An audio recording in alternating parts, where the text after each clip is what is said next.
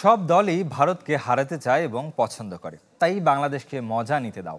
Test series শুরুর আগে এমন মন্তব্য করেছেন দলটির অধিনায়ক রোহিত শর্মা। যদিও টিম টাইগার্সকে নিয়ে বেশ সতর্ক তিনি। ঘরের মাঠে জিততে চান টানা 18 সিরিজ।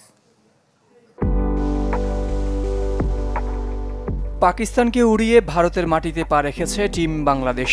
দুদেশের ভূরাজনীতি আর 22 গজে সাম্প্রতিক প্রতিদ্বন্দ্বিতার ঝাঁজ এবার ভিন্ন মাত্রা দিচ্ছে, বিশেষ করে টেস্টে। শান্ত মিরাজদের ফর্ম টাইগার সমর্থকদের আশা দেখালেও তা উড়িয়ে দিয়েছিলেন দলটির সাবেক অধিনায়ক সৌরভ গাঙ্গুলি। বর্তমানে অধিনায়কও ব্যতিক্রম নন। উচ্চাভিলাষী লাল সবুজদের ইংল্যান্ডের কথা স্মরণ করিয়ে দিয়েছেন রোহিত শর্মা।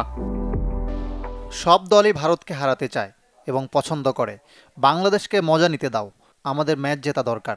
তারা কি ভাবলো সেটা আমাদের দেখার বিষয় নয়। ইংল্যান্ড যখন এসেছিল তখন তারাও অনেক কথা বলেছিল, আমরা সেসবে কান দেইনি।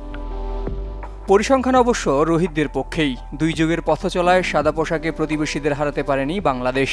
আর ঘরের মাঠে তো আরও দুর্ধর্ষ স্বাগতিকরা। টেস্টে 17 সিরিজ আর 1 যুগ ধরে অপরাজিত টিম ইন্ডিয়া। তবে টেস্ট চ্যাম্পিয়নশিপ রেস জমে ওঠায় প্রতি ম্যাচকেই গুরুত্ব দিচ্ছে ম্যান ইন ব্লু।